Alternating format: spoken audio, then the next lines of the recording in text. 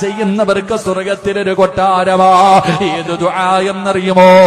റബ്ബനാ ഹബിലനാ മിൻ അസ്വാജിനാ വദുരിയാതിനാ ഖുർറത അയ്യുനിൻ വജഅൽനാ ലിൽമുത്തഖീന ഇമാമാ.